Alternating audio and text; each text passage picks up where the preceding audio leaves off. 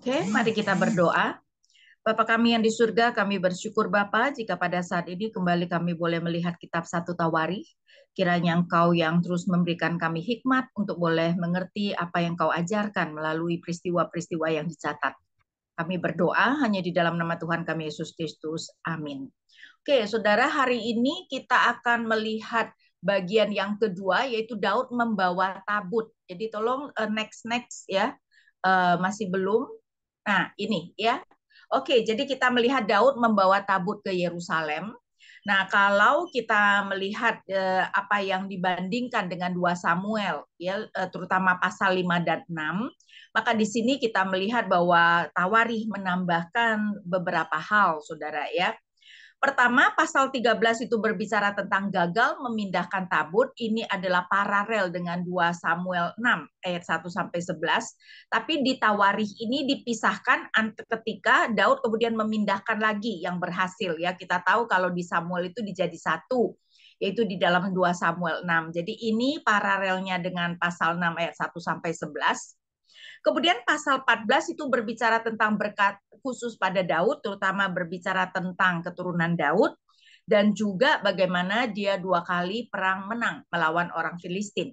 Nah, ini juga sebenarnya ada di Samuel, tapi urutan berbeda. Karena itu saudara, kalau saudara perhatikan, antara pasal 13-14 ya, pasal 13 mengambil Samuel 2 Samuel 6, pasal 14 mengambil 2 Samuel 5, ya berarti susunannya terbalik. Dan tentu saja saudara, kita itu kalau membaca Alkitab ya, kita itu selalu perlu juga melihat penempatan pasal-pasal tersebut, karena sebenarnya penempatan pasal sering sekali menunjukkan apa yang menjadi penekanan dari si penulis ya. Jadi di sini ketika kita melihat Tawarikh sengaja membalikkan, pasti ada sesuatu yang hendak dia tekankan ya. Jadi ingat, penulis Alkitab memang tidak wajib memberikan kisah itu secara kronologis. Jadi jangan samakan dengan kitab sejarah ya.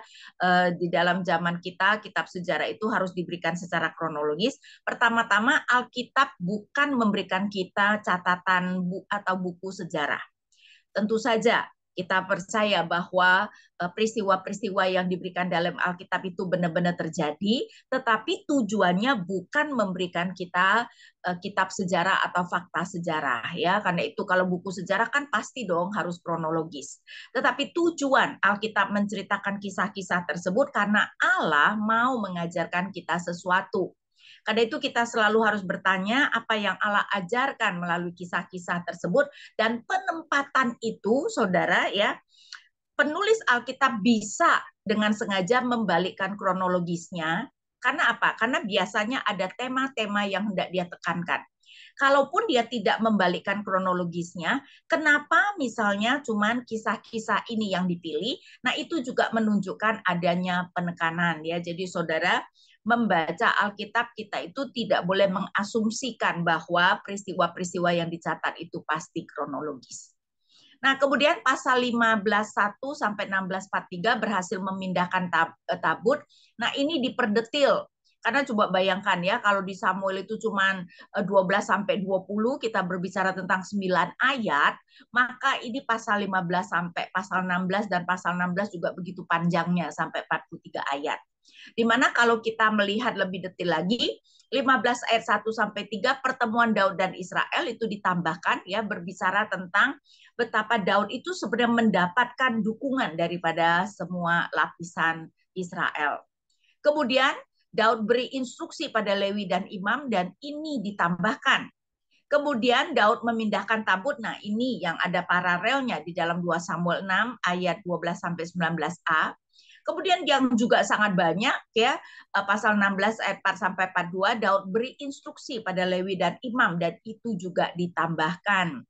Sedangkan Daud dan Israel pulang, nah itu diambil paralel dari 2 Samuel. Kita melihat misalnya kenapa ada urutan yang berbeda.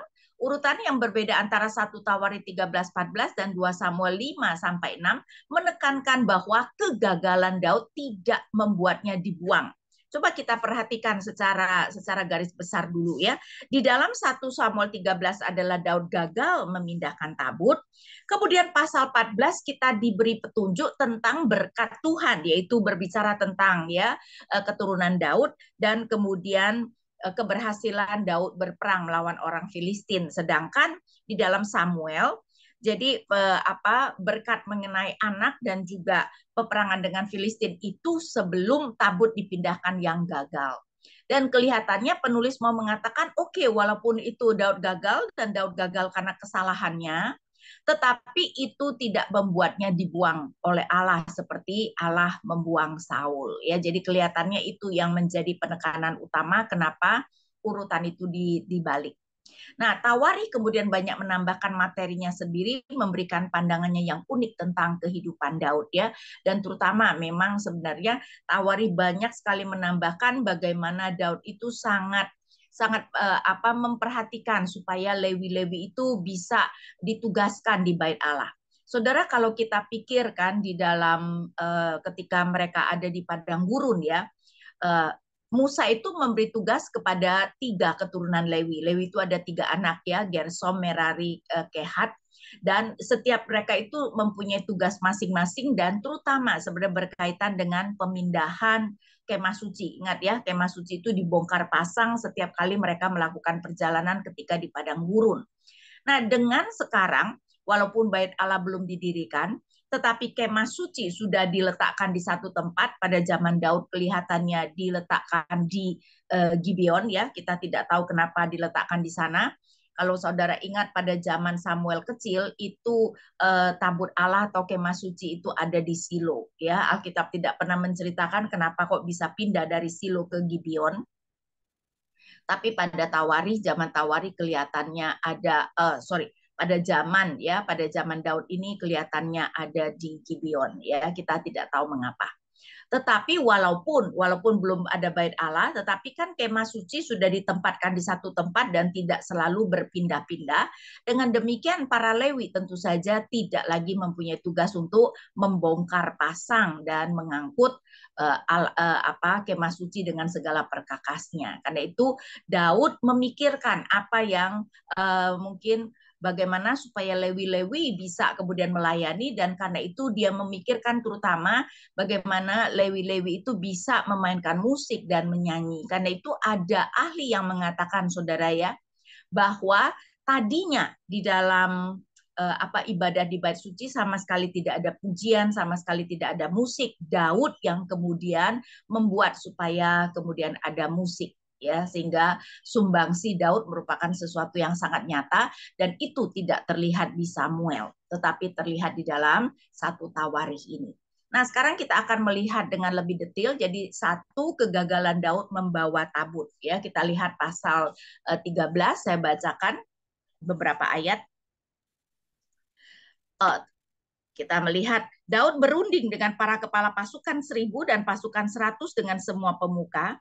Kata Daud kepada seluruh jemaah Israel, jika kamu pandang baik dan jika Tuhan Allah kita berkenan, baiklah kita mengutus orang kepada saudara-saudara kita yang masih tinggal di seluruh daerah orang Israel dan juga kepada para imam dan orang-orang Lewi yang tinggal di kota-kota dengan tanah penggembalaan sekitarnya supaya mereka bergabung dengan kita. Baiklah kita membawa tabut Allah kita kembali kepada kita, sebab pada zaman Saul kita tidak memperdulikannya. Nah, saudara, kalau kita melihat ya, ini adalah bagian kegagalan Daud membawa tabut perjanjian. Pertama-tama kalau kita bandingkan dengan Samuel, bagian ini banyak persamaan dengan paralel di 2 Samuel 6, tetapi Tawari menambahkan pasal 13 ayat 1 sampai 4.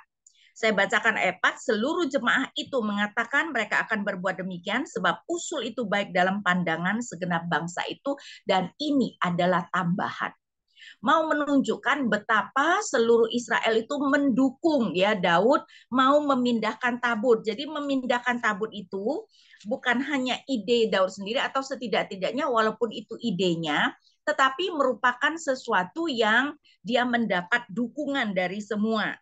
Ya, sedangkan di dalam 2 Samuel 6 tidak dinyatakan. Tapi sebenarnya saudara ya, kalau kita melihat ini adalah sesuatu yang sangat luar biasa. Kenapa Daud mau memindahkan tabut? Baik di dalam Samuel maupun di dalam Tawari ya, dan terutama kalau kita melihat di dalam Tawari, Di dalam pasal 11 sudah dikatakan bahwa Daud merebut Yerusalem dan menetap di sana. Artinya apa? Artinya sekarang Yerusalem menjadi ibu kota baru. Nah, tentu saja ya, Tawarikh tidak menceritakan bagaimana Daud itu ketika awalnya menjadi raja, hanya menjadi raja atas suku Yehuda. Kita bisa membacanya di Samuel, dan ibu kotanya adalah di Hebron. Tapi saudara, Hebron itu kan tentu saja di daerah Yehuda, dan daerah Yehuda adalah bagian yang paling selatan. Karena itu, ibu kota Hebron kira-kira di tengah Yehuda itu terlalu selatan untuk suku-suku yang lain. Karena itu Daud merebut Yerusalem dan memindahkan ibu kota ke Yerusalem. Yerusalem itu ada di perbatasan antara Yehuda dengan Benyamin, tapi terutama merupakan kota Benyamin.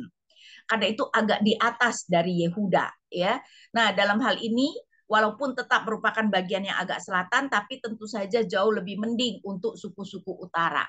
Nah, jadi Daud sudah merebut Yerusalem dan menjadikan ibu kotanya, dan sekarang dia mau memindahkan tabut. Nah, di sini sebenarnya ada teologi yang sangat luar biasa, saudara, yaitu apa? Daud mengerti sekali bahwa kerajaannya adalah kerajaan Allah, ya, bahwa raja utama Israel adalah Allah, sedangkan dia dan keturunannya raja-raja manusia itu hanya sebagai perwakilan Allah. Nah, saudara, raja seharusnya ada di mana?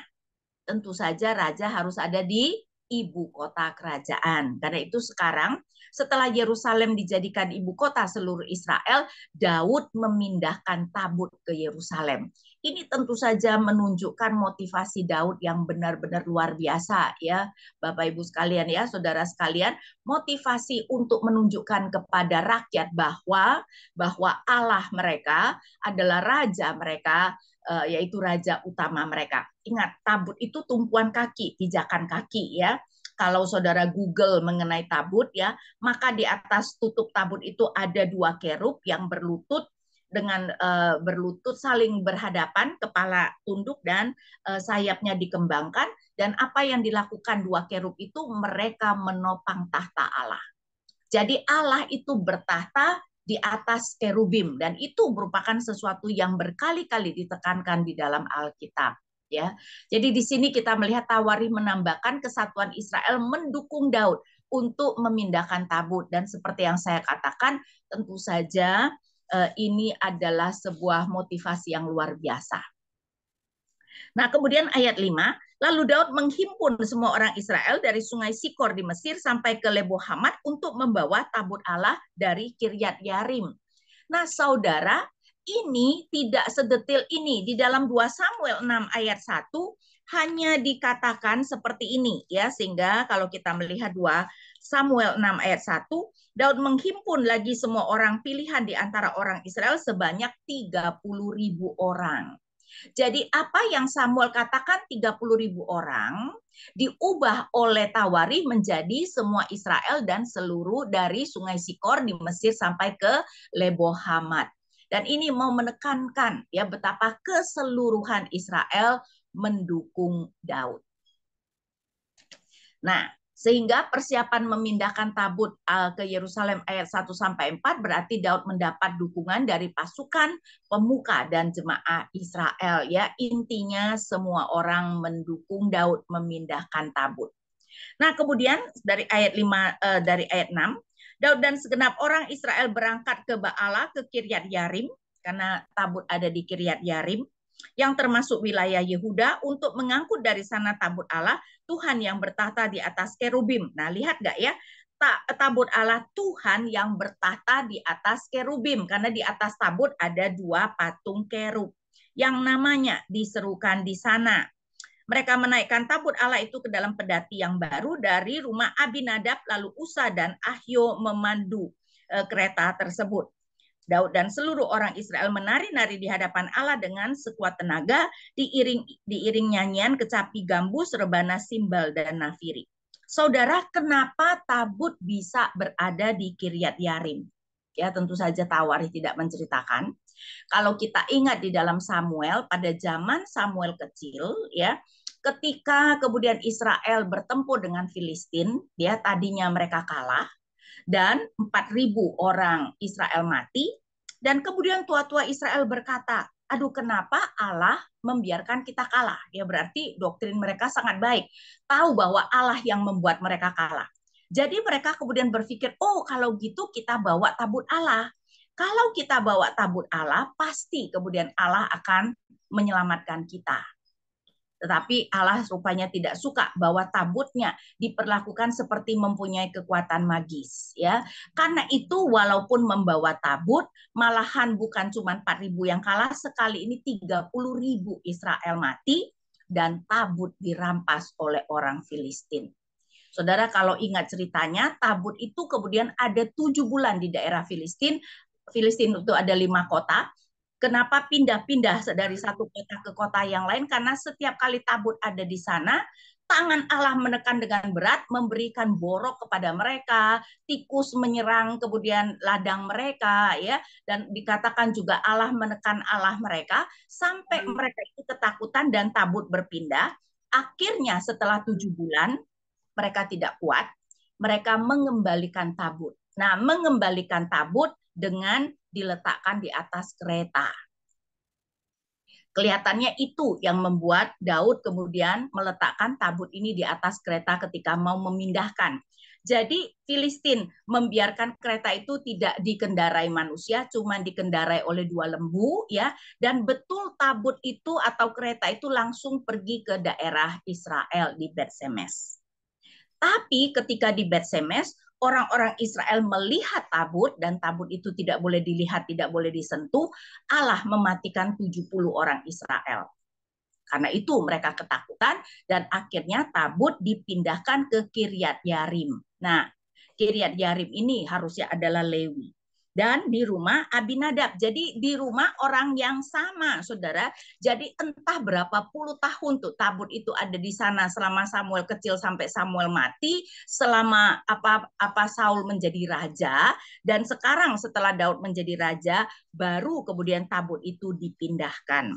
Nah, kalau kita membaca di dalam satu Samuel, coba kita lihat tabut itu ada di rumah siapa.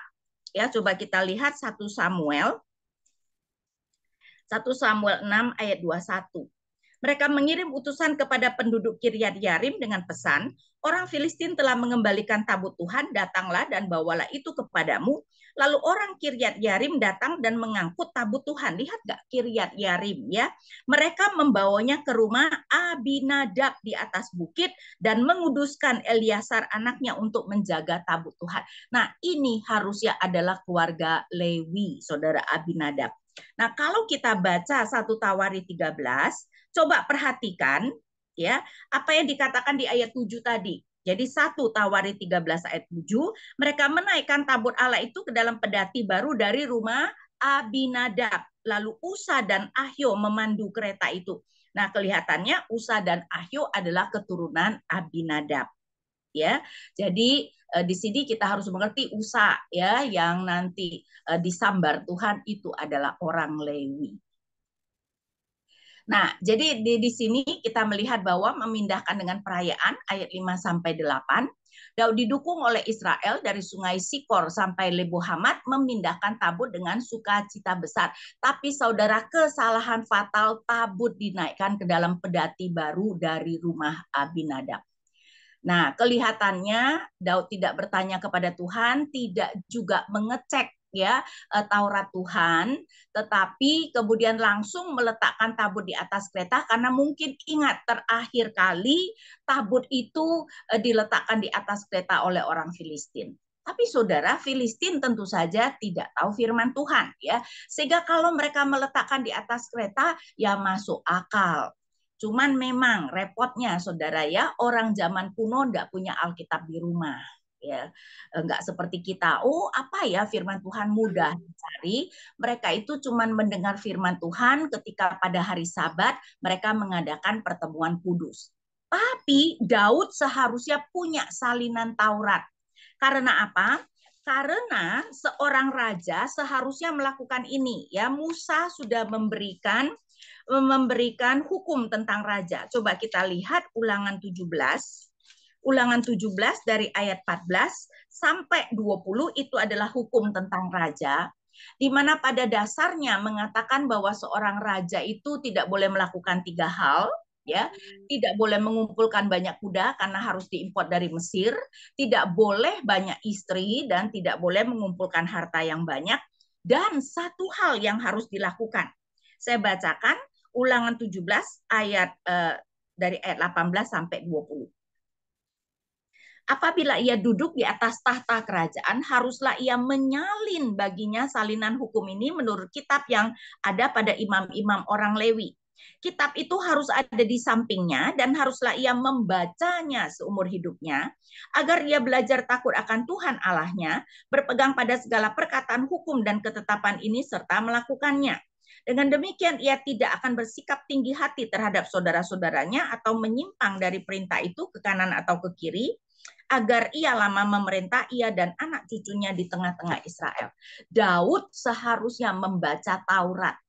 Jadi Daud seharusnya tahu bahwa tabut tidak boleh diletakkan di atas kereta, tabut seharusnya diangkut oleh imam atau Lewi. Karena itu di sini sebenarnya saudara, Daud sudah melakukan kesalahan fatal. Tabut dinaikkan dalam peti, ya, pedati, ya. Jadi sebenarnya harusnya dari awal sekali Tuhan sudah murka. Jadi peristiwa Usa itu lebih ke arah karena Tuhan sudah murka dan kemudian Usa melakukan sesuatu yang tentu saja juga melanggar Taurat, Tuhan langsung menyambar. Kan itu kita sekarang melihat dari ayat 9.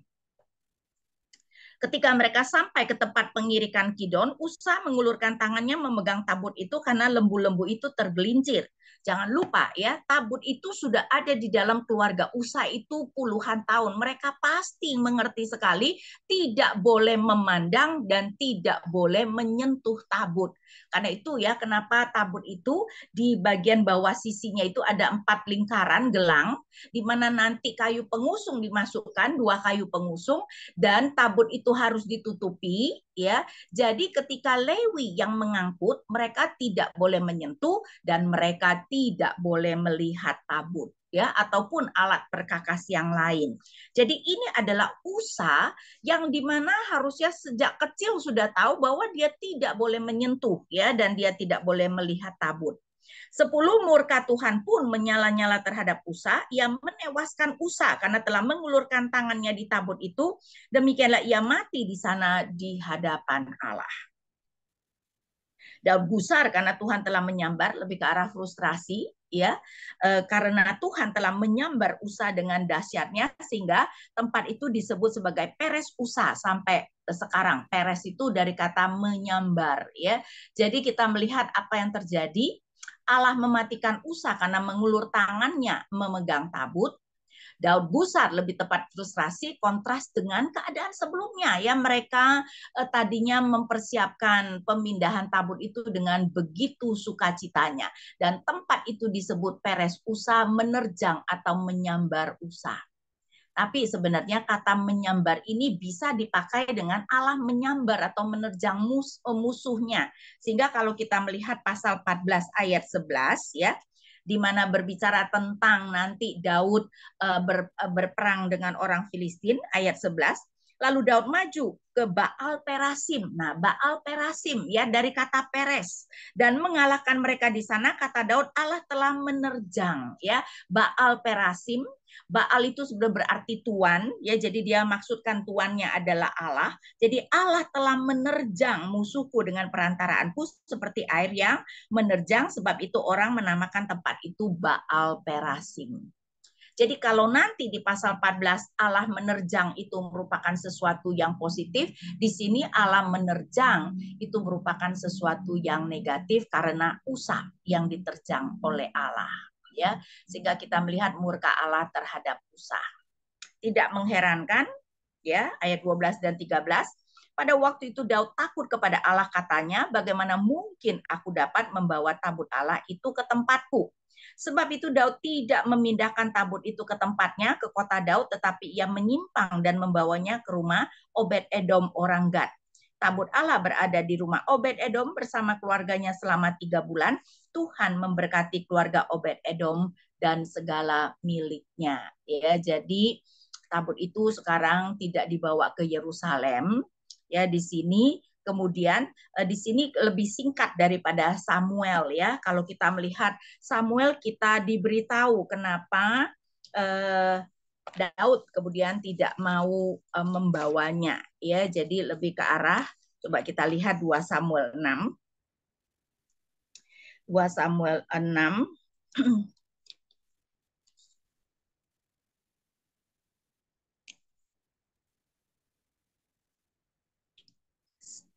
ayat 9. Pada waktu itu Daud takut kepada Tuhan, katanya bagaimana mungkin tabut Tuhan sampai ke tempatku. Jadi ketakutan Daud ya. Sebab itu Daud tidak mau memindahkan tabut Tuhan itu ke tempatnya ke kota Daud, tetapi Daud menyimpang dan membawanya ke rumah Obed Edom orang Gad. Ya, jadi di sini ternyata ada juga ya, bagaimana mungkin aku dapat membawa tabut Allah ke tempatku. Rupanya sama ya, sama-sama ada saudara ya. Jadi tabut tidak berada dan kelihatannya tabut tetap berada di Yerusalem dan Tuhan memberkati ya keluarga Obed Edom. Nah, saudara, itu adalah bagian yang pertama. Nah, kemudian kita melihat mengenai bagian yang kedua ya. Jadi next kita melihat berkat-berkat bagi Daud.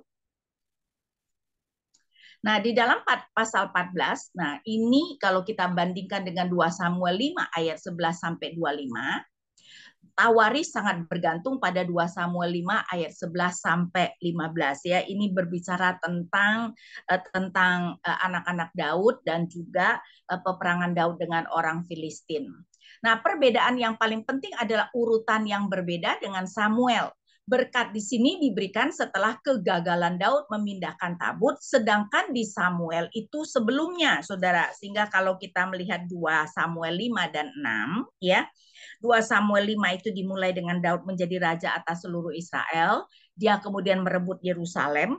Nah, kemudian kita diberikan daftar mengenai anak-anak Daud, dan kemudian peperangan dengan Filistin dan menang, baru kemudian tabut dipindahkan. Karena memang di dalam Samuel, pemindahan tabut yang 2 kali itu langsung dimasukkan di dalam pasal 6 ya. Jadi walaupun memang diceritakan gagal dulu, tetapi kemudian Daud memindahkan dan langsung di dalam pasal 6. Jadi itu adalah perbedaan yang paling jelas dengan Samuel. Jadi berkat di sini adalah diberikan setelah kegagalan Daud memindahkan tabut, dan tadi ya kita mengatakan ini untuk menunjukkan walaupun Daud melakukan kesalahan yang besar sampai Allah begitu murka, tetapi Allah tidak menghilangkan kasih setianya atau anugerahnya kepada Daud. Nah, keturunan Daud diambil dari 1 Tawarikh 3 ayat 1 sampai 9. Ya, jadi dari awal Tawarikh juga sudah memberikan kepada kita keturunan Daud, ya, saudara bisa baca sendiri. Tetapi juga dengan 2 Samuel 3 ayat 2 sampai 5, ya, sehingga kalau kita melihat 2 Samuel 3 2 Samuel 3 ayat 2 sampai 5, saya bacakan misalnya, di Hebron lahirlah anak-anak bagi Daud. Yang sulung ialah Amnon, anak Ahinoam perempuan Yisrael. Yang kedua ialah Kiliab dari Abigail, perempuan Karmel, janda Nabal. Yang ketiga ialah Absalom, anak dari Maaka, putri Talmai Raja Gesur. Yang keempat ialah Adonia, anak dari Hagit. Yang kelima ialah Sefatya, anak dari Abital. Yang keenam ialah Yitream dari Egla, istri Daud. Semuanya itu dilahirkan bagi Daud di Hebron. Ya, jadi di situ ada bagian yang kita melihat diambil dari ayat 2 sampai 5 tersebut. Cuman di sini memang baru ditunjukkan 6 ya. Sedangkan kemudian selanjutnya juga 2 Samuel 5 ayat 13 sampai 16. Saya bacakan, Daud mengambil beberapa selir dan istri dari Yerusalem setelah ia datang dari Hebron. Daud lahir bagi anak lelaki dan perempuan. Inilah nama putra-putranya yang lahir bagi dia di Yerusalem: Syamua, Sobab, Natan, Salomo. Saudara Natan ya, itu juga harus ya dari Batsheba ya. Natan, Salomo, Yibhar, Elisua, Nefes, Yafia, Elisama, Eliada, dan Elifelet. Saya ngomong sedikit saja mengenai Natan, saudara ya. Kita tidak diceritakan apa-apa, tentu saja ini bukan Nabi Natan, ini Natan anak Daud. Menariknya adalah Lukas ketika memberikan silsilah Tuhan Yesus mengambil dari Nathan, bukan Salomo. Ya, jadi dua-duanya anak Daud, yang satu Salomo, yang satu mengambilnya dari Nathan. Jadi ini adalah Nathan yang dicatat di dalam Lukas ya. Jadi kita tahu ya, silsilah Tuhan Yesus di Matius dan Lukas itu ada bagian yang sangat berbeda.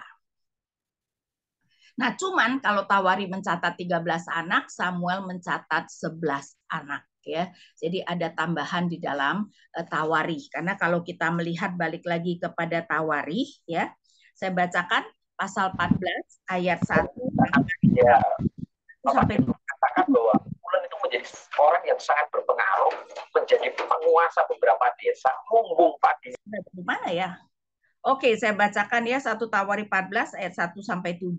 Hiram Raja Tirus mengirim utusan kepada Daud dan juga kayu aras. Oh sorry, dari 3 aja ya. Daud mengambil lagi beberapa istri di Yerusalem dan ia mendapat anak-anak lelaki dan perempuan lagi. Inilah nama anak-anak yang lahir bagi dia di Yerusalem: Syaba, Sobab, Nathan, Salomo, Yibhar, Elisua, El Pelet, Yoga, Nefek, Yafia, Elisama, Beel Yada, dan Elifelet. Saudara kalau hitung ada 13 nama. Nah, kemudian kita lanjutkan ya di dalam pasal 14, kemudian kita mulai lihat ayat 8. Ayat 8 sampai kemudian ayat 17 itu adalah berbicara tentang 2 kali Daud berperang dengan Filistin, dan itu juga ada paralelnya di dalam 2 Samuel 5 ayat 17 sampai 25. Tapi di sini kita melihat, ingat gak ya, minggu lalu saya mengatakan Daud itu saking mau menekankan betapa walaupun kerajaan utara itu bukan kerajaan yang sah, mereka dianggap memberontak, tetapi umatnya dilihat sebagai umat Allah. Karena itu penulis Tawari sering mengubah kata Israel menjadi seluruh Israel, dan ini terlihat demikian. Karena itu coba kita lihat Tawari 1 Tawari 14 ayat 8. Orang Filistin mendengar bahwa Daud telah diurapi menjadi raja atas seluruh Israel. Lalu majulah semua orang Filistin untuk menangkap Daud. Nah, coba kita bandingkan dengan 2 Samuel 5 ayat 17.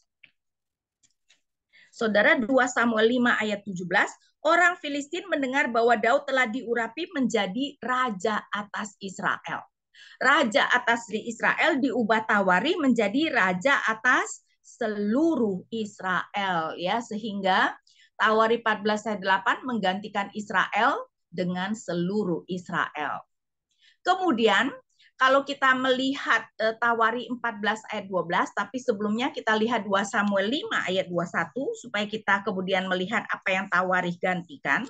2 Tawari 5 ayat 21, orang Filistin itu meninggalkan berhala-berhala mereka di sana, lalu Daud dan orang-orangnya mengangkutnya. Jadi Samuel cuman mengatakan, jadi saudara di dalam zaman kuno ya, mereka itu tahu bahwa kalau mereka berperang terutama adalah Allah-Allahnya yang berperang. Jadi biasanya bangsa yang menang mengangkut berhala daripada patung Allah dari bangsa yang kalah. Itulah sebabnya juga ketika dulu Filistin menang atas Israel, mereka mengambil tabut Allah ya, dan biasanya itu dibawa ke kuil daripada Allah utamanya. Nah, di sini Samuel menekankan bahwa Daud kemudian mengangkut berhala-berhala yang ada ya. Jadi di sini orang Filistin meninggalkan berhala-berhala, lalu Daud dan orang-orangnya mengangkutnya. Cuman mengatakan mengangkutnya, tapi Tawari menekankan Daud melakukan yang lebih benar. Coba kita lihat 1 Tawari 14 ayat 12.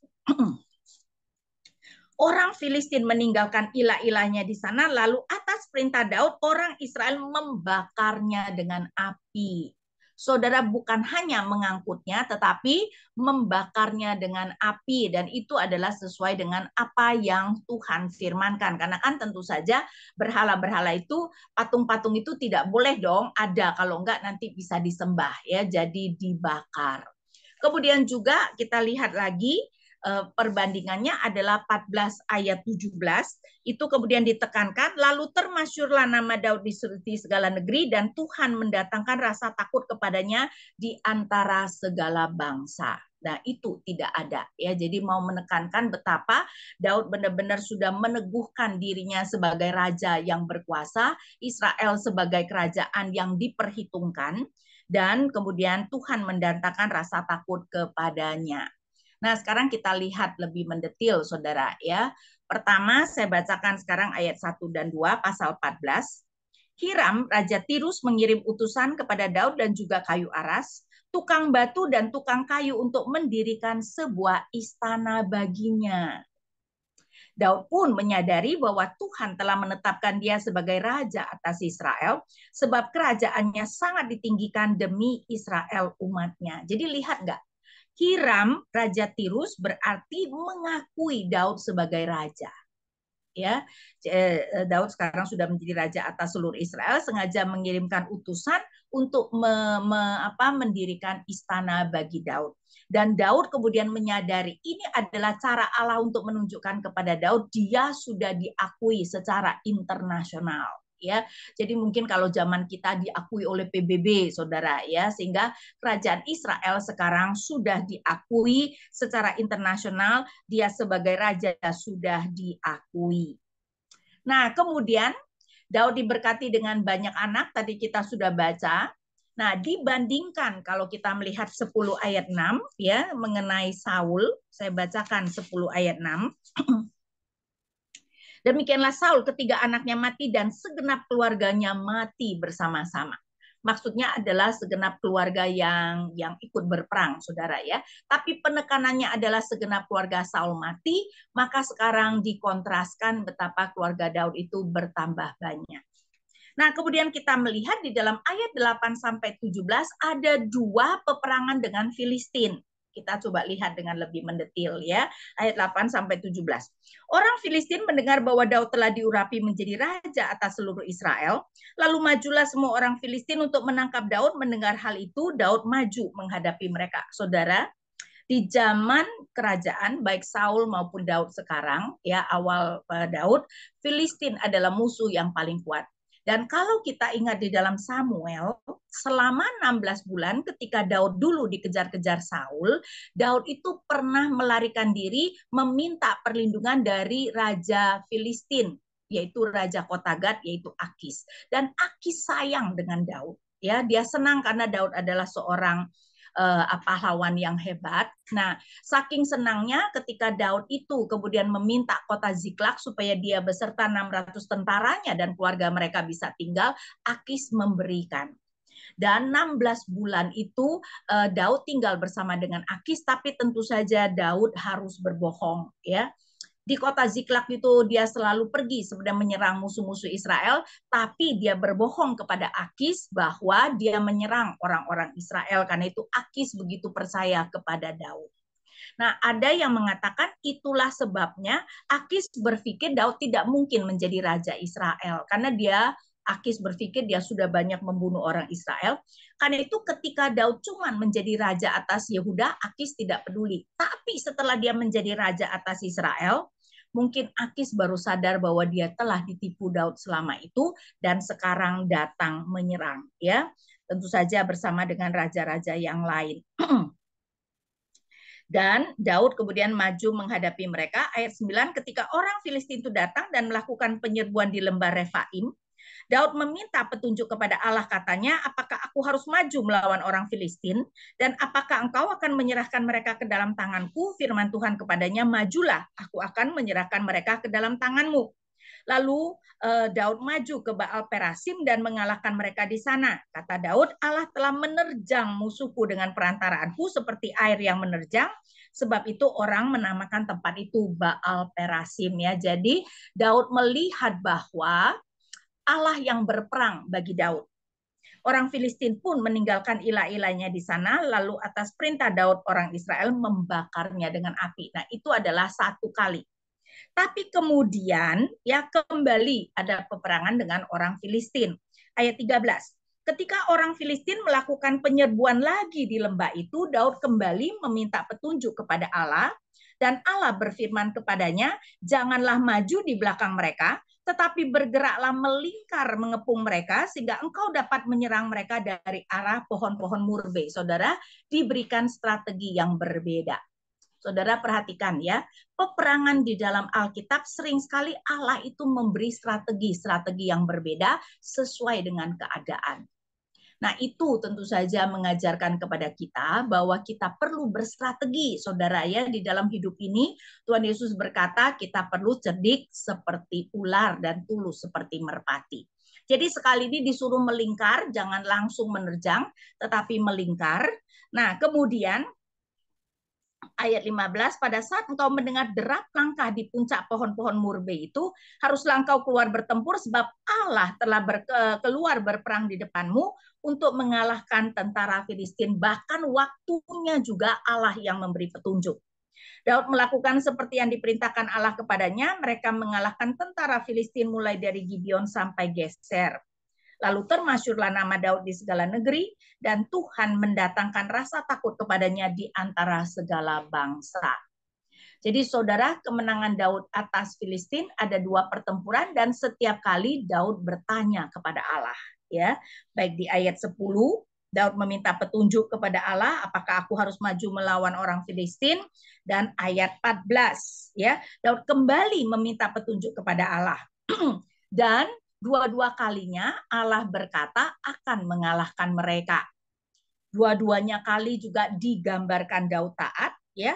Jadi ayat 11 lalu Daud maju, dan kemudian ayat 16 Daud melakukan seperti yang diperintahkan Allah kepadanya, dan tentu saja dua-dua kalinya Daud menang.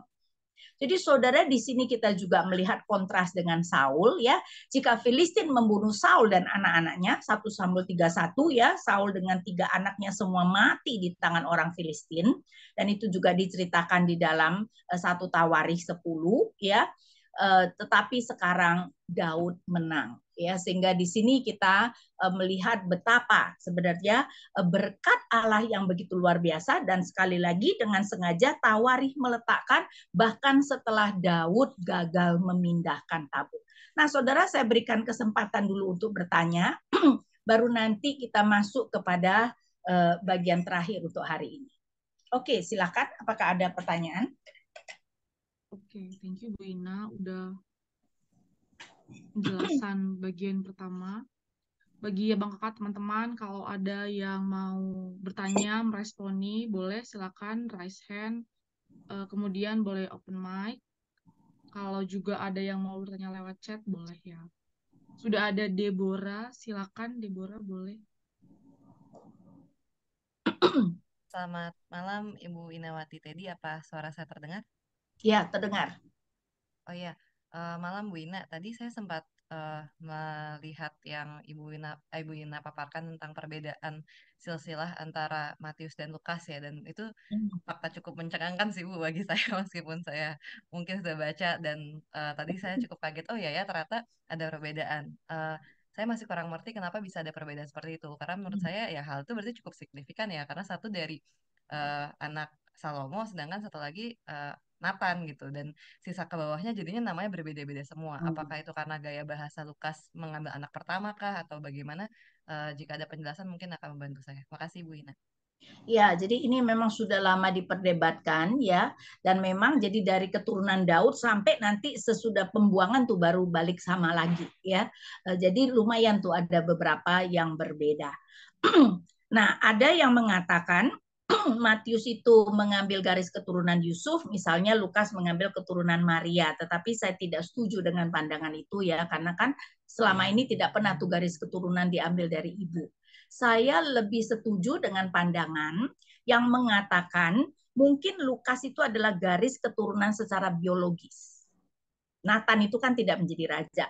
Matius lebih mau menggambarkan garis keturunan pewaris tahta Daud. Karena itu di dalam Matius sejak Salomo sampai pada pembuangan semuanya adalah nama raja. Ya, sedangkan di Lukas tidak. Sekali lagi Nathan itu tidak menjadi raja. Ya, sehingga kalau Matius itu lebih mau menunjukkan bahwa tapi kan sesudah itu nanti sama lagi ketika dalam pembuangan, dan akhirnya nanti secara biologis tentu saja kepada Daud, sehingga Matius itu mau menekankan bahwa Daud secara sah, secara legal mewarisi tahta Daud, maksudnya Yesus ya, sedangkan Lukas memberikan garis secara biologis. Saya lebih setuju pandangan itu. Tapi memang sampai sekarang mungkin para ahli ya tidak bisa yakin ya, maksudnya kita juga kenapa sampai diberikan 2 garis keturunan yang cukup berbeda di tengah-tengahnya. Oke, baik. Sekian pertanyaan saya. Terima kasih, Ibu Ina. Oke. Oke. Ada lagi ya Bang Kakak teman-teman, kalau ada yang mau nanya langsung ke Bu Ina, boleh raise hand dan open mic, silakan. Kalau mungkin ya Bang Kakak teman-teman lagi mikir gitu ya, aku coba bacain pertanyaannya by chat dulu ya, ada beberapa udah masuk. Yang pertama, Bu Ina, kalau dalam 1 Samuel 5, Tabut ada di wilayah Filistin yang menyebabkan malapetaka. Lalu Daud mencoba memindahkan Tabut dari Kiryat Yearim di 1 Tawarik 13. Lalu di tengah jalan Allah menyambar Uza. Tabut dititip di rumah Obed-Edom orang Gad itu. Orang Gadnya tanda kutip orang Gad itu. Pertanyaan saya, bukankah Gad adalah keturunan Filistin? Mengapa Obed-Edom dan keluarga diberkati Allah yang keturunan Filistin, yang dapat ketitipan tabut gitu, Bu? Kenapa diberkati? Kan bukan, akan mereka keturunan Filistin kayak gitu.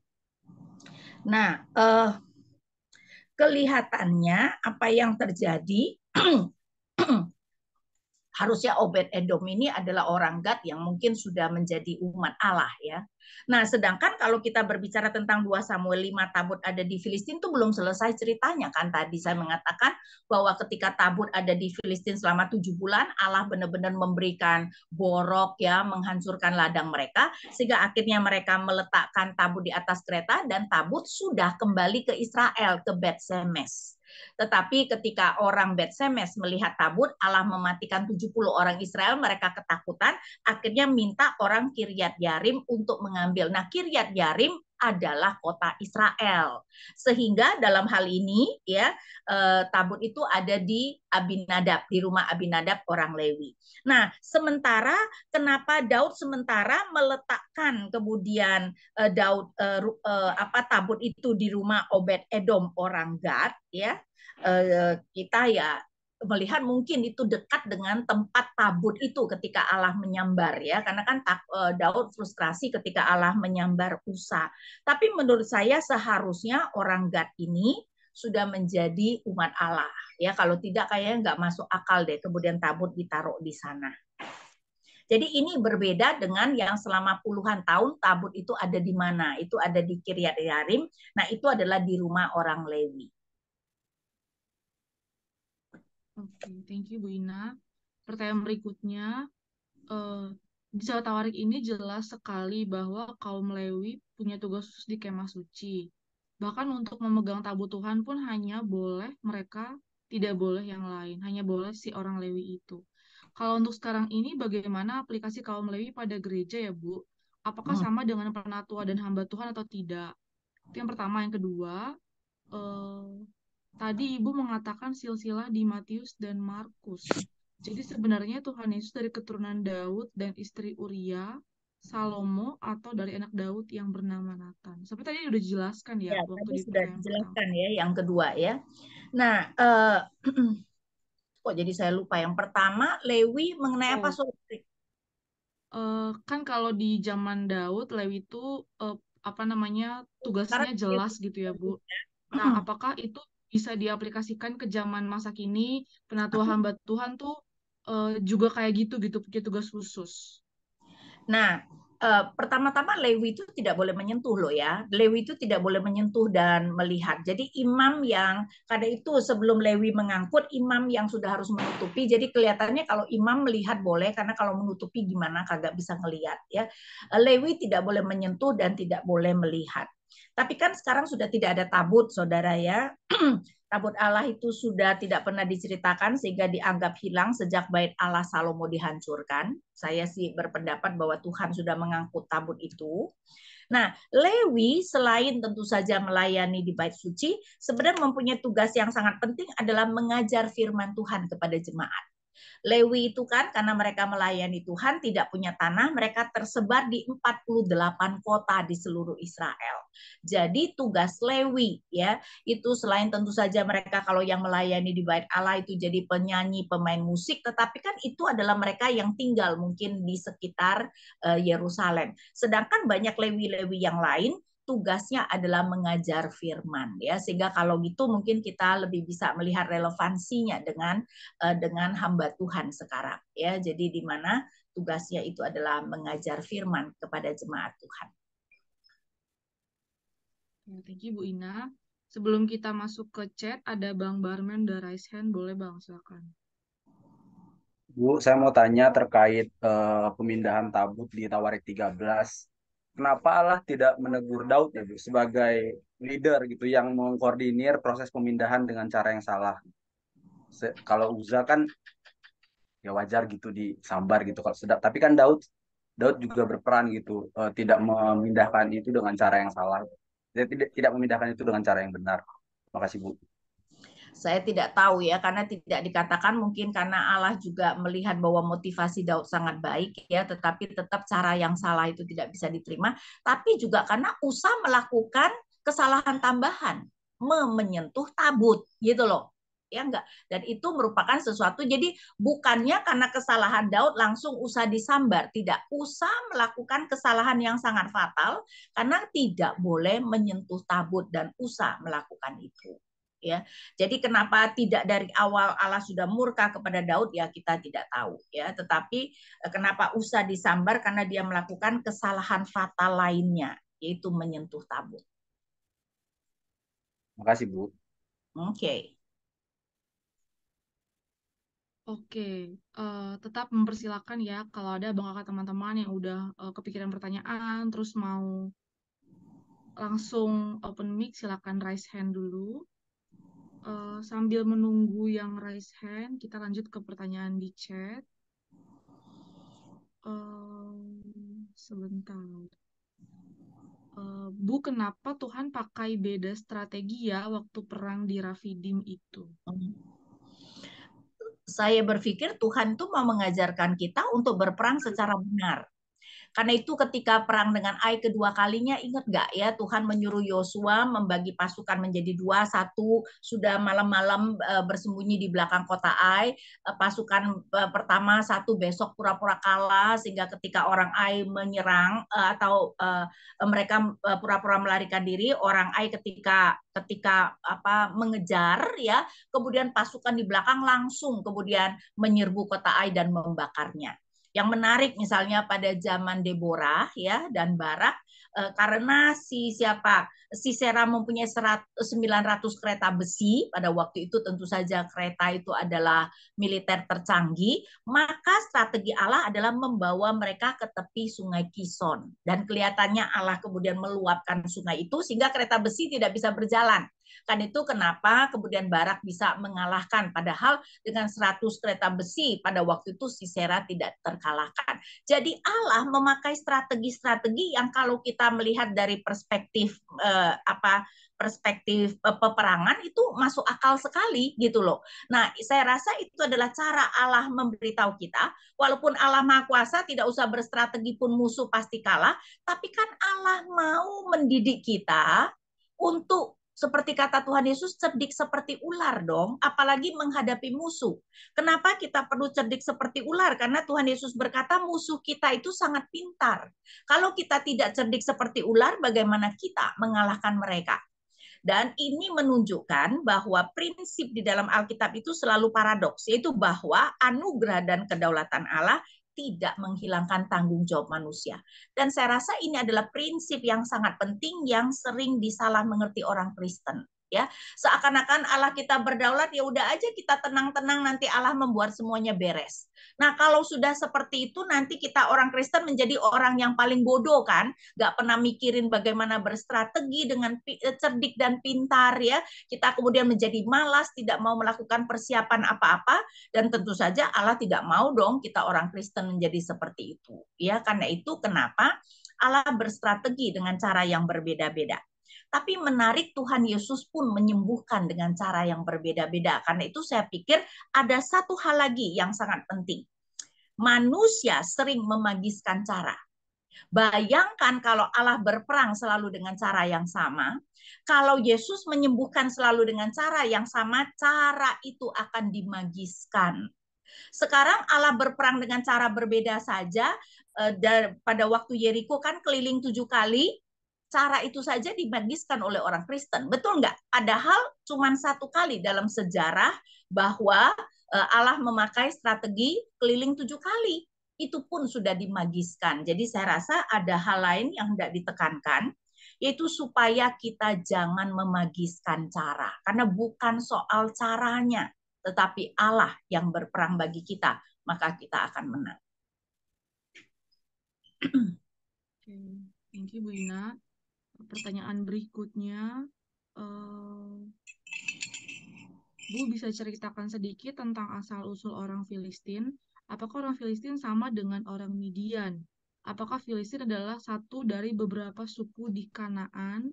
Kapan Filistin benar-benar punah?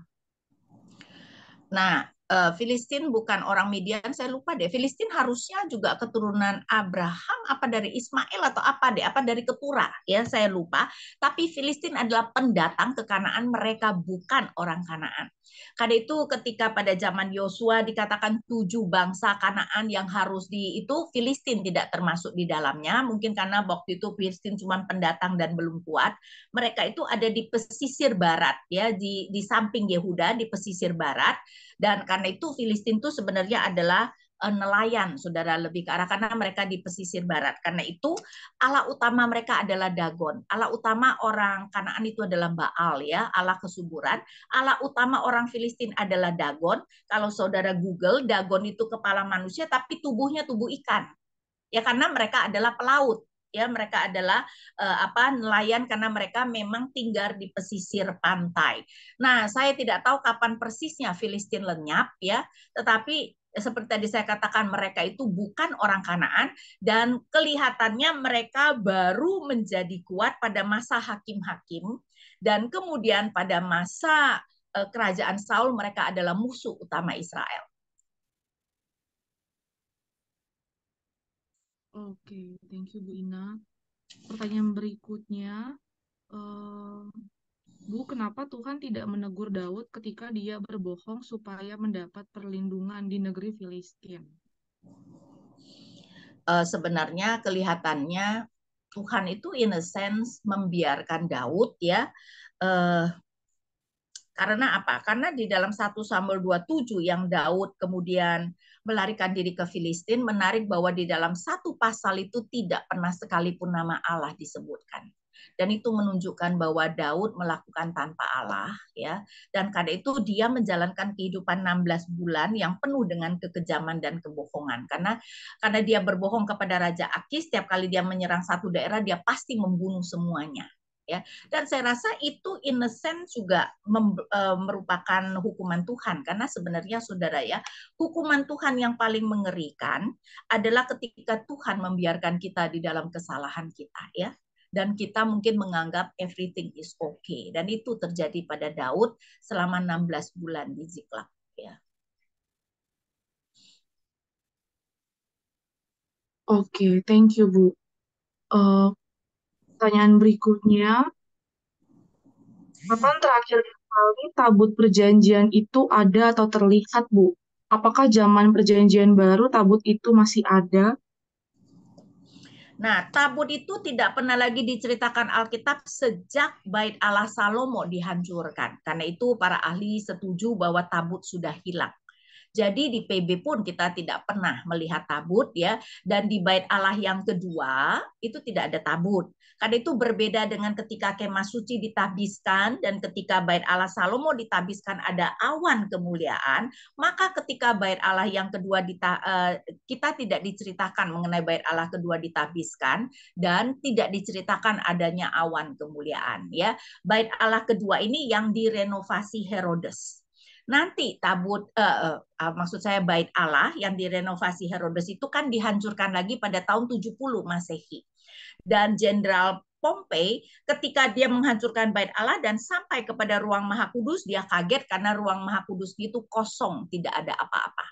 Padahal seharusnya kan tabut diletakkan di ruang Maha Kudus. Karena itu harusnya tabut sudah hilang sejak Bait Allah pertama dihancurkan Nebukadnezar. Nah, menurut saya Allah ketika meninggalkan baitnya, ya, Yehezkiel mendapatkan penglihatan kemudian Allah meninggalkan baitnya, menurut saya ya tabut sekalian Allah ambil. Karena kan Allah tidak lagi bertahta di bumi artinya. Tabut itu adalah tumpuan kaki menggambarkan Allah bertahta di atasnya.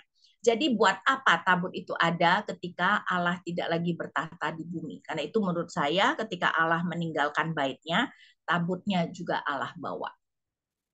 Tapi Alkitab tidak pernah menceritakan ya. Oke, thank you Bu. Pertanyaan berikutnya, kalau tadi berbicara tentang beda nama keturunan secara biologis dan secara tahta.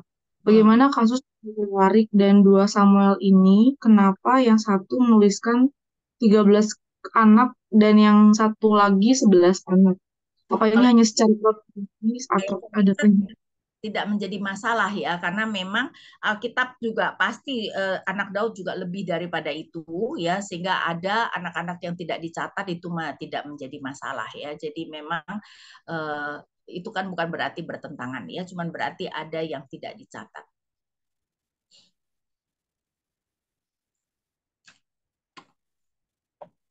Pertanyaan berikutnya,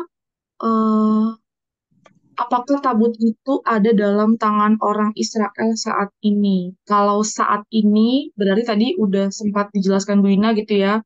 Ya, sudah. Ya, sudah tidak ya.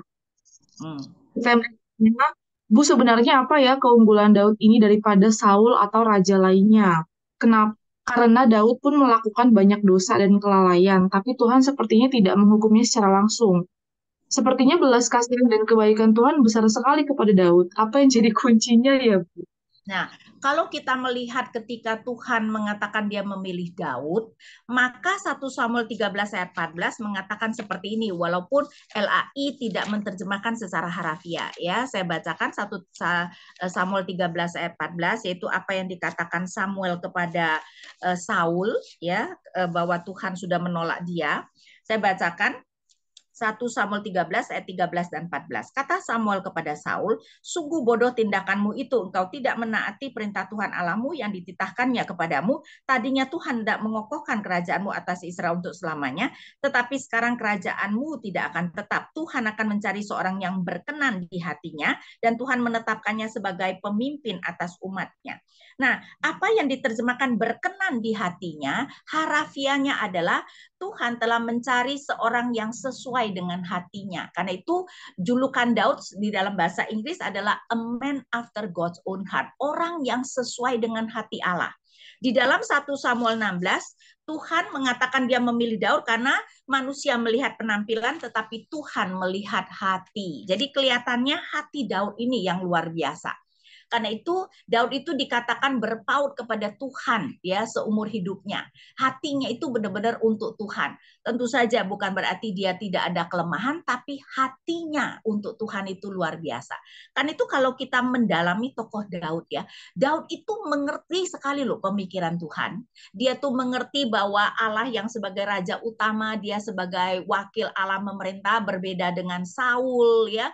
Dia sangat bersedia menerima kalau Allah itu menghukum dia, tidak seperti Saul yang selalu mencari alasan dan tidak mau terima ketika Allah menghukum dia ya. Jadi Daud itu sebenarnya luar biasa tuh hatinya untuk Tuhan. Dan saya rasa itu yang membuat dia sangat disayang oleh Tuhan. Tentu saja untuk bisa begitu kita juga mengatakan itu adalah anugerah Tuhan ya. Tetapi ingat, anugerah Allah tidak menghilangkan tanggung jawab manusia. Thank you, Bu. Pertanyaan berikutnya, Bu menyambung pertanyaan tentang suku Lewi. Gereja itu kan punya upacara-upacara khusus, seperti pentahbisan gedung gereja, perjamuan kudus, baptis, dan lain-lain. Berarti kalau untuk upacara-upacara di gereja zaman kini itu memang harus orang yang dikhususkan seperti Lewi ya, Bu? Dan apakah kekhususan Lewi itu di zaman sekarang menjadi mutlak?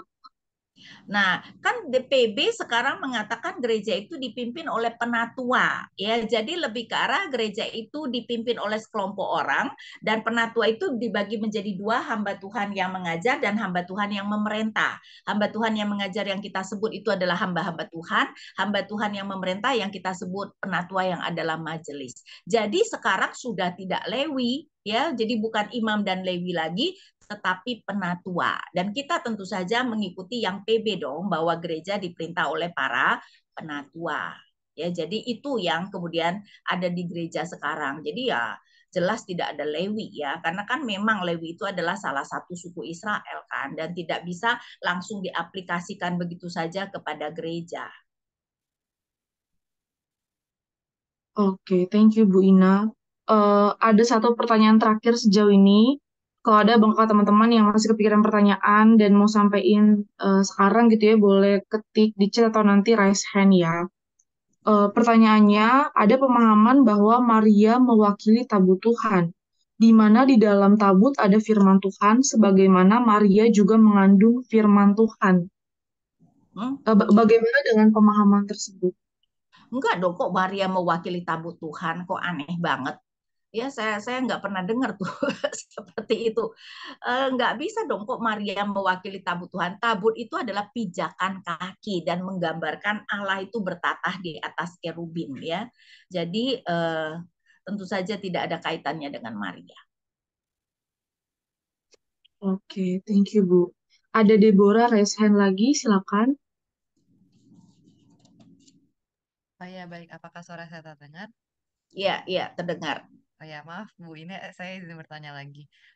Tadi di pembahasan tentang Daud, saya apa namanya di dalam pembahasannya sempat ada kisah yang tentang Daud menari-nari ya ketika tabut Allah dipindahkan dan lain sebagainya. Nah itu seringkali dijadikan beberapa orang tertentu jadi dasar alasan kenapa nih kalau misalnya ketika ada perayaan di suatu gereja itu tuh diperbolehkan adanya tarian dan lain sebagainya itu didasarkan seperti ya Daud aja kayak gitu. Jadi kenapa kita dilarang seperti itu, misalnya seperti itu.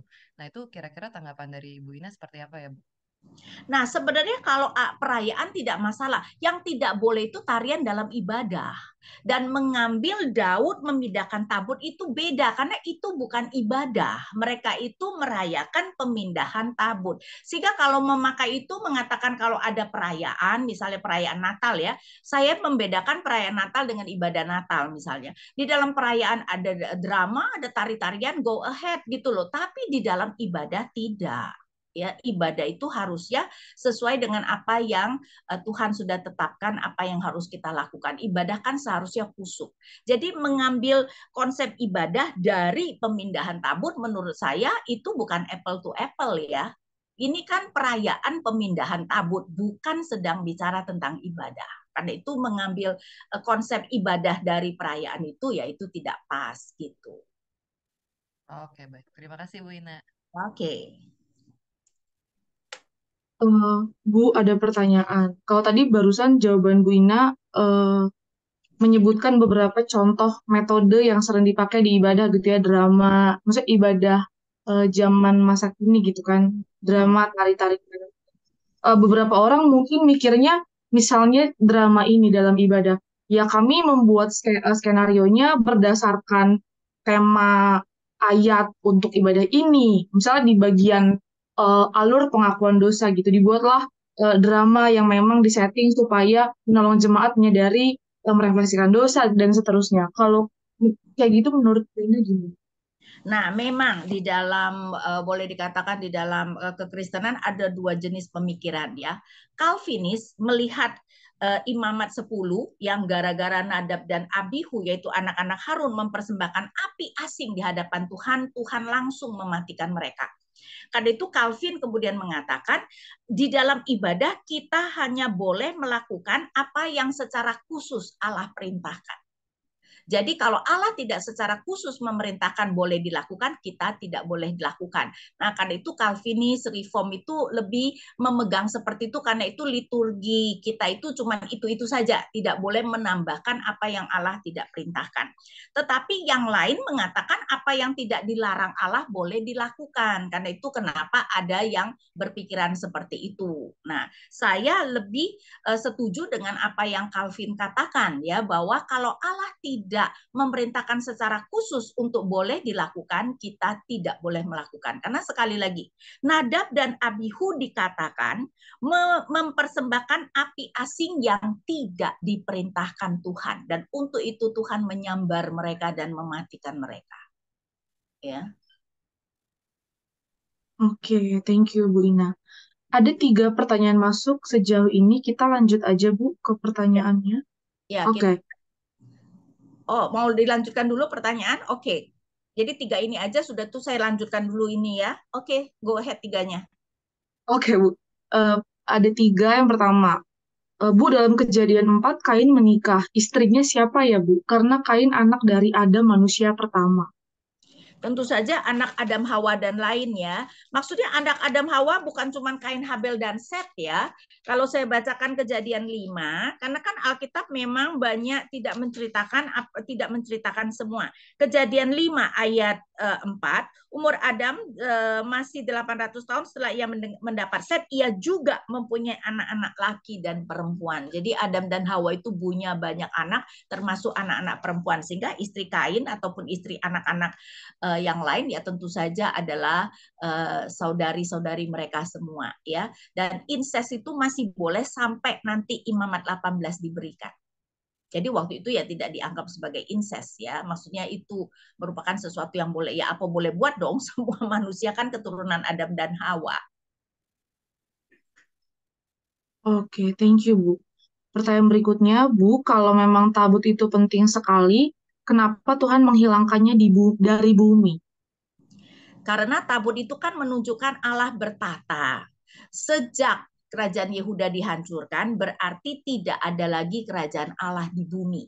Nah, kalau sudah tidak ada kerajaan Allah di bumi, Allah berarti tidak lagi bertahta di bumi. Betul nggak? Dan kerajaan itu baru ada ketika Yesus kemudian mendatangkan kerajaannya. Jadi selama tabut itu tidak ada sampai Yesus datang, itu tidak ada kerajaan Allah di bumi. Karena itu khotbah Yohanes Pembaptis maupun Tuhan Yesus, bertobatlah karena kerajaan Allah sudah dekat.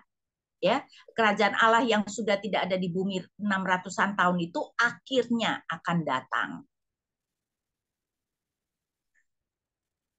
Oke, thank you, Bu. Pertanyaan berikutnya, Bu Jin bertanya, kenapa jika dulu orang-orang yang dipercayakan untuk memberikan persembahan kepada Allah di tabut perjanjian harus menyucikan diri terlebih dahulu secara pribadi agar tidak meninggal? Pertanyaannya, agar tidak meninggalkah ketika membawa persembahan kepada Allah? Bukan di tabut ya, ke kemah suci ya. Tabut itu kan ada di ruang Maha Kudus. Ruang Maha Kudus itu cuma imam besar yang boleh masuk, itu pun 1 tahun sekali pada hari raya pendamaian. Nah, betul, orang berdosa tidak mungkin berjumpa dengan Allah yang kudus. Karena itu kenapa mereka harus mempersembahkan korban, di mana ya orang ketika mempersembahkan korban meletakkan tangannya di atas binatang-binatang itu untuk menunjukkan binatang-binatang itu mati mewakili mereka. Ingat ya, upah dosa adalah maut. Melalui darah binatang yang sebenarnya menunjuk kepada darah Kristus, dosa mereka diampuni. Nah, baru mereka bisa diperdamaikan dengan Allah kan. Baru bisa kemudian beribadah kepada Allah ya, karena Allah yang kudus tentu saja tidak bisa disembah oleh manusia yang berdosa. Jadi dosa mereka harus diampuni terlebih dahulu. Oke, thank you, Bu. Boleh Ibu melanjutkan? Ya. Oke, kita sekarang melihat bagian yang ketiga Romawi kecil, keberhasilan membawa tabut ya. Jadi kita melihat keberhasilan membawa tabut pasal 15 sampai 16. Nah, perbandingan dengan 2 Samuel 6 ayat 12 sampai 19, Tawari menambahkan banyak materinya sendiri sebelum dan setelah Daud berhasil memindahkan tabut. Terutama sebenarnya ya persiapan-persiapan dan juga untuk pemindahan tabut, dan juga nanti bagaimana Lewi melayani di bait Allah.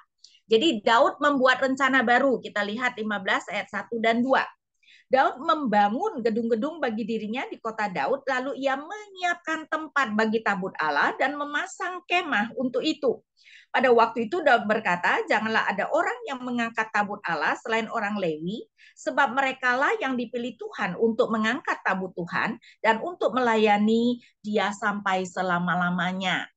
Jadi saudara, ya kita melihat bahwa Tawari menghilangkan 2 Samuel 6 ayat 12 dan 13 dan menggantikan dengan ini. Saya baca 2 Samuel 6 ayat 12 dan 13. Diberitahukanlah kepada Raja Daud begini, Tuhan memberkati keluarga Obed-Edom dan miliknya karena tabut Allah. Lalu Daud pergi mengangkut tabut Allah dari rumah Obed-Edom ke kota Daud dengan sukacita. Ketika pengangkat tabut Allah melangkah maju 6 langkah, ia mengorbankan seekor lembu dan seekor anak lembu yang digemukkan. Daud menari-nari di hadapan Tuhan dengan sekuat tenaga. Ia mengenakan efod dari kain linen dan itu dihilangkan Tawari. Tetapi malahan Tawari menunjukkan bagaimana selama 3 bulan itu bukannya Daud melupakan tabut Allah, ya, tetapi Daud menyiapkan tempat untuk tabut Allah dan menyiapkan kemah untuk tabut, karena saudara, kemah suci tidak dipindahkan ke Yerusalem dan belum ada bait Allah. Karena itu Daud menyiapkan tempat untuk tabut Allah dan menunjukkan Daud tidak pernah meninggalkan rencananya membawa tabut ke Yerusalem, dan ini tidak terlihat di dalam Samuel, ya. Jadi ini menggambarkan betapa Daud membuat rencana. Nah, kemudian kita melihat bahwa ini juga tidak ada di Samuel. Daud memberi instruksi kepada Lewi dan para imam. Saudara perhatikan di dalam 1 Tawari 15, Daud sama sekali tidak menyebut Usa. Karena apa? Usa bukan yang paling penting di dalam memindahkan tabut. Usa itu just an incident, ya. Itu adalah sebenarnya peristiwa tambahan. Tetapi sebenarnya yang benar membuat Allah murka itu adalah tabut tidak diangkut oleh para imam, para Lewi. Karena itu sekarang Daud memberi instruksi kepada Lewi dan imam dari ayat 3. Kemudian Daud menghimpun segenap Israel ke Yerusalem untuk mengangkat tabut Tuhan ke tempat yang telah dipersiapkannya untuk itu. Daud mengumpulkan Bani Harun dan orang Lewi. Dari Bani Kehat, Uriel pemimpinnya dan sanak saudaranya berjumlah 120 orang. Dari Bani Merari, Asaya pemimpinnya dan sanak saudaranya berjumlah 220 orang. Dan dari Bani Gersom, Yoel pemimpinnya dan sanak saudaranya berjumlah 137 orang. Saudara, semua ketiga anak Lewi, ya, dengan setiap itu anak itu banyak keturunannya yang digambarkan, ya. Dari Bani Elsafan, Semaya pemimpinnya dari sanak saudaranya dan sebagainya, dan 10 dari Bani Usiel, Aminadab pemimpinnya dan sanak saudaranya berjumlah 112 orang. Nah, kemudian dari ayat 11, jadi di sini 3 sampai 10 Daud mengumpulkan Lewi dan imam, kemudian 11 sampai 15. Lalu Daud memanggil Zadok dan Abiatar, kedua imam itu, dan orang-orang Lewi, yakni Uriel, Asaya, Yoel, Semaya, Eliel, dan Aminadab, dan berkata kepada mereka, kamulah kepala kaum keluarga orang Lewi, kuduskanlah dirimu, kamu dan saudara-saudaramu, supaya kamu mengangkut tabut Tuhan Allah Israel ke tempat yang telah kusiapkan untuk itu. Perhatikan, oleh karena kamu tidak hadir pada pertama kalinya, Tuhan Allah kita telah menyambar kita, sebab kita tidak meminta petunjuknya sebagaimana seharusnya. Padahal dulu dikatakan kan Tuhan menyambar Usa, tapi memakai kata yang sama, tetapi mengatakan Tuhan menyambar karena kaum Lewi tidak hadir, bukan mereka yang mengangkut tabut.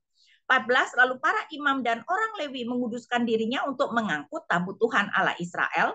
Kemudian Bani Lewi mengangkut tabut Allah itu dengan gandar pengusung di atas bahu mereka. Ingat, ya, jadi di tabut itu di bawahnya ada 4 gelang, ya, untuk memasukkan 2 gandar pengusung, dan Lewi kemudian akan memikul gandar tersebut, dengan demikian tidak menyentuh tabut, ya, seperti yang diperintahkan Musa sesuai dengan firman Tuhan. Jadi saudara perhatikan, ya, sesuai dengan firman Tuhan. Jadi kita melihat Daud meminta para Lewi dan imam untuk menguduskan diri. Dan sekarang dari ayat 16, Daud memerintahkan para pemimpin orang Lewi itu supaya menugaskan saudara-saudara mereka, para penyanyi, untuk memperdengarkan dengan nyaring lagu-lagu gembira diiringi oleh alat-alat musik, gambus, kecapi, dan simbal. Orang Lewi itu menugaskan Heman bin Yoel dan sebagainya, dan itu kemudian dia berbicara dengan tugas-tugas yang ada, saya tidak bacakan.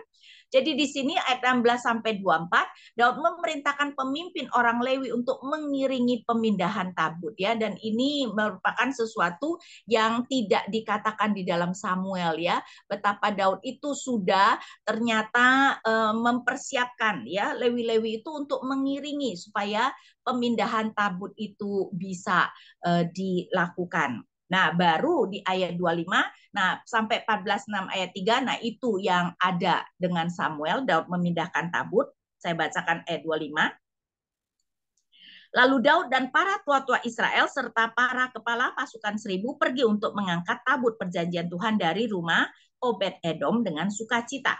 Karena Allah telah menolong orang Lewi yang mengangkat tabut perjanjian Tuhan itu, dipersembahkanlah 7 ekor lembu jantan dan 7 ekor domba jantan. Daud memakai jubah dari kain linen halus, saudara. Kain linen itu memang biasanya dipakai raja, juga dipakai oleh imam. Demikianlah semua orang Lewi yang mengangkat tabut itu dan para penyanyi, serta kenanya yang mengepalai pengangkut para penyanyi. Daud juga memakai baju efod dari kain linen. Seluruh orang Israel mengangkut tabut perjanjian Tuhan diiringi sorak-sorai dan bunyi sangkakala, nafiri, dan simbal, serta permainan gabus dan kecapi. Ketika tabut Tuhan masuk ke kota Daud, Mikal putri Saul melonggok dari jendela dan melihat Raja Daud meloncat-loncat dan menari itu, sebab itu ia menghina Daud dalam hatinya.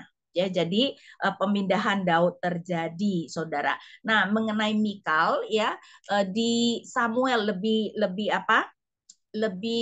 ada detailnya, dikatakan kelihatannya Tuhan menghukum Mikal, ya, sehingga dikatakan Mikal binti Saul ini tidak mempunyai anak sampai matinya.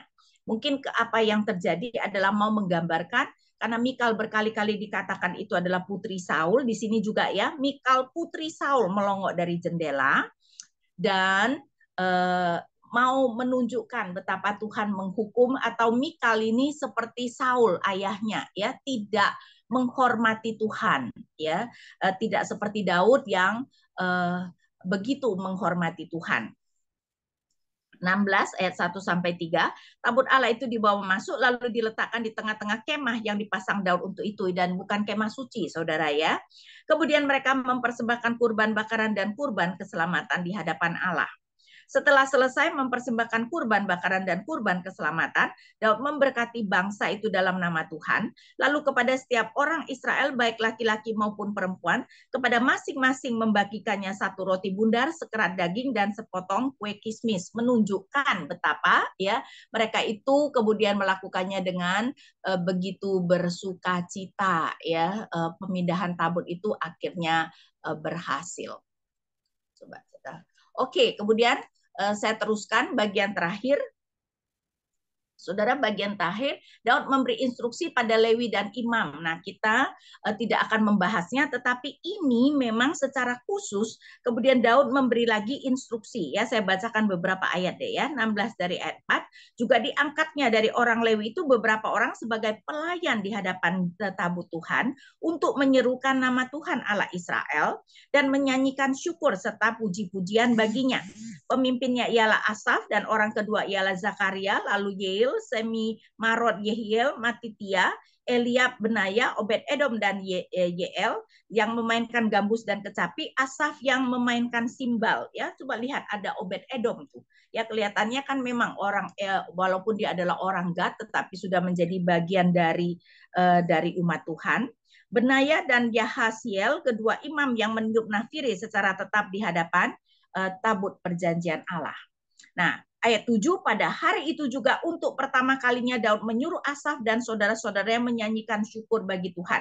Ya, jadi mereka menyanyikan. Nah, kita tidak akan melihat secara detail, tapi Asaf, saudara, kalau kita tahu Mazmur, banyak Mazmur itu dituliskan oleh Asaf, ya. Asaf dan apa tuh? Coba kita lihat, ya.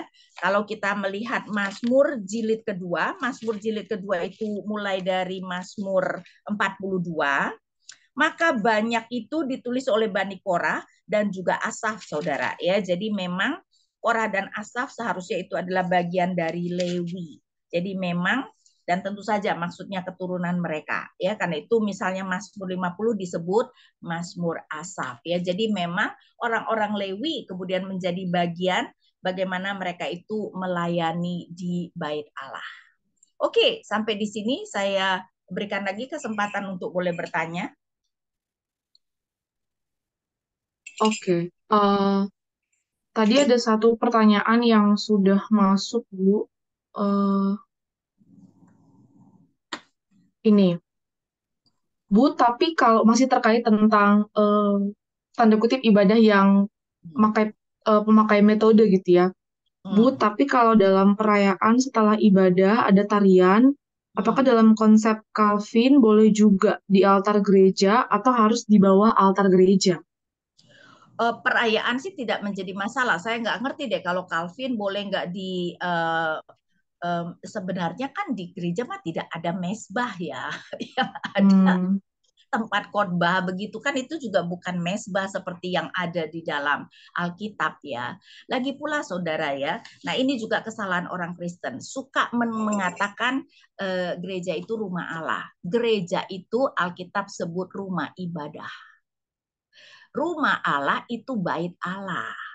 Jadi gereja itu bukan rumah Allah, bukan bait Allah, tetapi mengikuti sinagoge. Nah, sinagoge di dalam PB disebut rumah ibadat. Ya, jadi jangan samakan gedung gereja seperti rumah Allah, tidak. Gedung gereja itu rumah ibadat. Ya, jadi dalam hal itu tidak sakral seperti bait Allah. Ya, jadi kita harus bisa membedakan. Entah kenapa hampir seragam orang Kristen menyebut gereja itu rumah Allah. Padahal Alkitab tidak pernah menyebut rumah ibadat itu rumah Allah. Kalau Alkitab menyebut rumah Allah, itu pasti adalah bait Allah yang di Yerusalem. Saya tunjukkan misalnya ya Lukas 4. Karena itu kita orang Kristen sering rancu ya antara rumah Allah dengan rumah ibadah. Lukas 4, saya baca ayat 16, misalnya tentang Yesus. Ia datang ke Nazaret tempat ia dibesarkan dan menurut kebiasaannya pada hari Sabat ia masuk ke rumah ibadat. Ya, karena orang Yahudi cuman perlu di dalam perayaan-perayaan yang 4 perayaan itu pergi ke bait Allah setahun itu cuman 3 kali karena ada 2 kali itu berdekatan ya, tapi ya berarti mereka tuh cuman 4 kali lah ke bait Allah, sedangkan setiap Sabat mereka pergi ke rumah ibadat. Jadi saudara, gereja sekali lagi bukan rumah Allah ya, tetapi adalah rumah ibadat. Jadi memikirkan bahwa itu mesbah dan sebagainya itu tidak benar sebenarnya ya. oke, thank you Bu Ina. Bagi apakah teman-teman yang masih punya pertanyaan, boleh untuk raise hand atau ketik di kolom chat ya. Eh, ada pertanyaan berkaitan Bu sama yang barusan dijawab. Jadi Bu, apa dasar kita menjaga rumah ibadat kalau itu tidak sama dengan rumah Allah? Nah, tentu saja kita menjaganya karena ini kan membuat supaya ibadah kita itu bisa jemaat itu bisa dengan lebih efektif melayani dan beribadah kan. Kan beribadah kepada Tuhan juga adalah hal yang penting dong, tapi memang tidak bisa kita samakan dengan rumah Allah. Ya, jadi lebih ke arah fungsinya untuk supaya kita dapat beribadah bersama-sama. Ya, tetapi ya tidak sama dengan rumah Allah karena itu kesakralannya dan sebagainya ya tentu saja sangat berbeda. Tapi kan tentu saja kita perlu menjaganya karena kan supaya kita bisa beribadah kepada Allah toh. Dan kita lebih melihatnya Allah itu cuma datang kalau umatnya melakukan ibadah yang berkenan kepada dia. Tapi Allah tidak tinggal di sana. Sedangkan rumah Allah disebut rumah karena itu digambarkan sebagai tempat Allah tinggal. Beda kan? Ya. Oke, thank you Bu. Pertanyaan berikutnya, Bu Ina, apakah Mazmur Jilid 2 itu eh, di masa pembuangan? Kelihatannya tidak. Mazmur jilid 2 itu masa Daud harusnya karena di akhir jilid 2 dikatakan sekianlah Mazmur atau doa Daud bin Isai ya. Jadi seharusnya sampai jilid 2 itu masih pada zaman Daud. Karena akhir daripada jilid 2 itu adalah Mazmur 72 dan di akhir Mazmur 72 ayat 20 sekianlah doa Daud bin Isai. Jadi ya Daud itu terutama ada di dalam jilid 1 dan 2. Bahkan jilid 1 semuanya Daud, ada beberapa yang anonim. Ya jilid 2 Daud tetapi juga dengan Asaf misalnya, jilid ketiga baru banyak Asaf dengan Korah tadi ya. Jadi harusnya bukan zaman pembuangan jilid 2 mah. Oke, thank you Bu. Pertanyaan berikutnya, Bu, di PL di Imamat 11:26 banyak hewan yang diharamkan. Namun saat ini tidak ada binatang yang diharamkan dalam iman Kristen. Bagaimana pendapat Ibu? Nah, pada PL itu umat Tuhan itu cuma satu bangsa, bangsa Israel, dan untuk supaya mereka mengerti mereka adalah bangsa yang kudus sampai makanan yang harus mereka lakukan sehari-hari, Tuhan itu memberi perbedaan. Tujuannya adalah supaya mereka ingat bahwa mereka adalah bangsa Allah yang kudus. Nah, di PB bangsa Allah atau umat Allah tidak terdiri dari satu bangsa, ya, tetapi sudah terdiri dari banyak bangsa. Nah, di PL sebenarnya bangsa-bangsa lain juga bisa menjadi umat Allah, tapi mereka perlu menjadi Israel. Ya, jadi mereka disunat dan itu menjadikan mereka Israel. Nah, karena itu hukum-hukum yang memisahkan antara Yahudi dan non-Yahudi, dan dengan kedatangan Tuhan Yesus, kan Tuhan Yesus mengatakan tembok pemisah antara Yahudi dan non-Yahudi sudah dihancurkan, maka hukum-hukum yang memisahkan itu berarti tidak perlu lagi. Karena itu kenapa di PB kita sekarang tidak ada lagi makanan haram dan halal. Karena tujuannya adalah mengingatkan Israel bahwa mereka adalah bangsa Allah yang kudus. Karena itu para ahli setuju binatang yang halal menunjukkan Israel yang kudus, binatang yang haram menunjukkan bangsa-bangsa yang najis di hadapan Tuhan. Karena itu ingat gak, ketika Petrus disuruh untuk pergi ke rumah Cornelius, Cornelius itu adalah orang non-Yahudi, maka 3 kali penglihatan diberikan kepada Petrus, yaitu Petrus disuruh makan makanan haram. Ya enggak? Berarti makanan haram itu menunjuk siapa? Cornelius. Ya, jadi sekarang pemisahan tersebut sudah tidak dibutuhkan. Karena itu kenapa secara teologis kita tidak perlu tidak perlu lagi ada pemisahan makanan haram dan halal. Thank you, Bu Ina. Yang berikutnya, pengorbanan Kristus adalah untuk menebus dosa kita dan untuk memberikan keselamatan kekal. Bagaimana dengan orang Israel di masa PL yang hanya mengenal pengorbanan hewan? Apakah itu dapat memberikan keselamatan kekal bagi mereka? Tentu saja Ibrani 10 ayat 4 mengatakan darah binatang tidak bisa menyelamatkan, tetapi Ibrani 10 ayat 1 menunjukkan darah binatang itu adalah bayang-bayang pada Kristus. Ya, jadi Taurat memang tidak bisa menyelamatkan, tetapi di dalam hukum ibadah itu sebenarnya mau menggambarkan darah binatang itu menunjuk kepada darah Kristus. Saya bacakan Ibrani 10 ayat 1. Di dalam hukum Taurat hanya terdapat bayangan saja dari hal-hal baik yang akan datang. TB1 malahan dari keselamatan yang akan datang, ya, tapi ini harusnya lebih harafiah, dari hal-hal yang baik yang akan datang dan bukan wujud dari hal-hal tersebut. Karena itu dengan kurban yang sama yang setiap tahun terus-menerus dipersembahkan, hukum Taurat tidak mungkin menyempurnakan mereka yang datang beribadah. Jadi yang dikatakan di dalam hukum Taurat, di dalam soal ibadah, darah binatang itu menunjuk kepada darah Kristus. Ayat 4, sebab tidak mungkin darah lembu jantan atau darah kambing jantan menghapus dosa. Jadi bagaimana orang-orang PL diselamatkan? Tetap dengan darah Kristus. Tetapi karena Kristus belum datang, mereka melakukan bayang-bayangnya, mempersembahkan binatang, dan darah binatang yang dipersembahkan yang membuat mereka bisa diampuni adalah bayang-bayang yang menunjuk pada darah Kristus. Jadi orang PL juga diselamatkan oleh darah Kristus.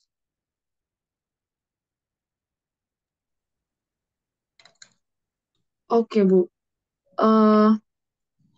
Ada pertanyaan terkait hal ini, Bu.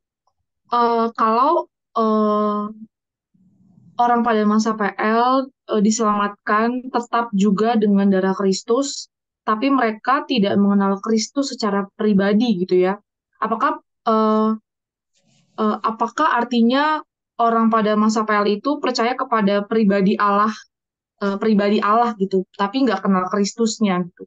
Tentu saja. Kayak begitu, Kak, Bu? Datang, ya, Yesus belum datang, jadi mereka hanya perlu percaya bahwa Allah akan menyelamatkan mereka melalui Mesias, dan Mesias sudah dinubuatkan di dalam Kejadian 3 ayat 15, ya. Jadi mereka harusnya mengerti ada Mesias, jadi mereka cuma perlu percaya bahwa Allah menyelamatkan mereka melalui Mesias. Karena itu kenapa setelah Kristus datang, maka Injil, misalnya terlihat dalam Injil Yohanes, semua perkataan Yesus yang dicatat supaya kamu percaya bahwa Yesus adalah Mesias, anak Allah.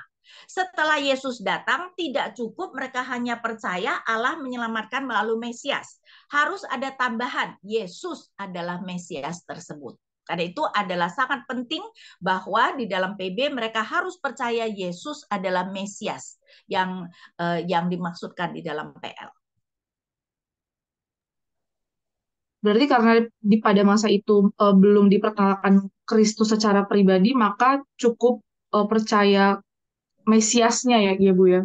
Sebenarnya Kristus adalah Mesias artinya. Jadi Yesus yang belum mereka tahu. Tapi kalau soal Kristus, soal Mesias mereka sudah mengerti. Thank you Bu Ina. Pertanyaan berikutnya, Bu Ina, apakah 12 suku Israel masih ada sampai zaman sekarang? Jika masih, apakah bangsa Israel yang tidak menerima Kristus? Oh, sepertinya ini sudah ya. Yang pertanyaan awal saja Bu Ina, apakah 12 suku Israel masih ada sampai zaman sekarang? Nah, kita tidak tahu masih ada apa enggak juga sudah tidak penting ya, sudah tidak penting karena sekarang kan umat Allah sudah dari segala bangsa dan kita itu tidak usah menjadi Israel. Sehingga suku-suku Israel sudah tidak penting, bahkan orang Israel yang tidak percaya kepada Yesus bukan lagi merupakan umat Allah ya. Jadi sudah tidak penting bagi mereka, bagi kita sekarang ada 12 suku atau berapa itu sudah tidak merupakan satu yang penting. Oke, thank you Bu Ina. Pertanyaan berikutnya, apakah Saul mengetahui bahwa Samuel mengurapi Daud sebagai raja menggantikan dia? Bagaimana respon orang tua dan saudara-saudara Daud pada waktu mengetahui Daud diurapi menjadi raja? Mengapa Samuel tidak mendeklarasikan Daud sebagai raja menggantikan Saul selagi Samuel masih hidup? Samuel saja takut ketika mau mengurapi Daud. Makanya Tuhan mengatakan, kamu bilang dong kamu datang mempersembahkan korban. Jadi Samuel melakukannya diam-diam, mana berani dia memproklamirkan Daud kan bakal dibunuh Saul. Jadi harusnya Saul tidak tahu ya. Mungkin setelah sekian waktu baru Saul tahu. Kalau Saul sudah tahu, nggak mungkin Daud mau dijadikan orang yang memainkan kecapi untuk menyembuhkan tuh ketika dia diganggu roh jahat ya. Bagaimana reaksi saudara-saudaranya ya kita tidak diberitahu ya, kita tidak tahu. Ya, thank you Bu Ina. Pertanyaan berikutnya, relevansinya tabut perjanjian yang berisi Taurat Tuhan yang menunjukkan kehadiran Tuhan. Apa bisa di zaman sekarang ibadah yang menyampaikan firman Tuhan, di situ hadirat Tuhan supaya ada prinsip yang jelas, tidak dimanipulasi dengan fenomena yang aneh-aneh. Mohon konfirmasinya. Sebenarnya kan Tuhan itu bertahta sebagai raja. Dengan tabut berisi 10 hukum itu menunjukkan Allah bertahta sebagai raja memakai 10 hukum sebagai hukum dasarnya. Ya, saya rasa ini bukan dikaitkan dengan ibadah kita. Saya rasa untuk ibadah kita bahwa kita harus menyampaikan firman Tuhan ada bagian yang lain ya, bahwa kita tentu saja harus mengajarkan apa yang disampaikan firman Tuhan. Tapi saya rasa tidak ada kaitannya dengan dua loh batu di dalam tabut. Itu lebih menunjukkan Allah memerintah sebagai raja dan hukumnya adalah 10 hukum. Yang di PB kan kita lihat sebagai mengasihi Allah dan mengasihi sesama ya. Thank you Bu Ina. Pertanyaan berikutnya, kenapa Allah memilih Israel menjadi bangsa pilihan? Kenapa Allah tidak memilih sejak masa Adam dan Hawa saja? Apakah ada gambaran bangsa Israel yang Allah pilih di masa sekarang, Bu?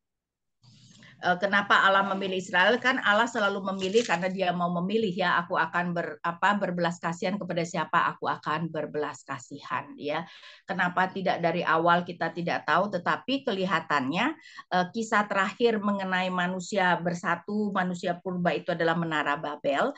Nah, kelihatannya bahwa manusia itu memang tidak mau taat kepada Allah, karena itu Allah akan memakai seorang yang bernama Abraham dan nanti keturunannya untuk menjadi berkat bagi bangsa-bangsa ya, karena manusia yang sudah jatuh dalam dosa memang pada dasarnya tidak mau taat pada Allah. Karena itu Allah mau memakai satu orang dan kemudian satu bangsa untuk menjadi saluran berkatnya.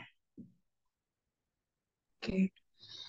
Ini tadi pertanyaan terakhir kita, Bu Ina, meminta Bu Ina untuk memimpin doa menutup sesi kita malam hari ini. Masih ada pertanyaan terakhir? Sudah tidak ada? Oh, tadi sudah terakhir ya. Oke, mari kita berdoa. Bapa kami yang di surga, kami bersyukur Bapa, kami boleh melihat apa yang diajarkan dan terutama bagaimana Daud walaupun melakukan kesalahan, tetapi dia mengerti dan kemudian mau mengubahnya, tetapi juga Daud dipakai Engkau secara luar biasa untuk mengatur terutama ibadah di dalam bait Allah, dan karena itu kami boleh melihat juga sisi Daud yang memang sesuai dengan hatimu. Dan kami juga berdoa supaya prinsip-prinsip yang kami pelajari itu juga boleh kami terapkan, karena prinsip Tuhan tidak pernah berubah. Aplikasinya mungkin bisa berubah, tetapi prinsipmu tidak mungkin berubah. Karena itu kiranya melalui setiap pelajaran pun kami boleh belajar prinsipmu dan kami boleh menerapkannya dalam hidup kami. Dan kami berdoa hanya di dalam nama Tuhan kami Yesus Kristus. Amin.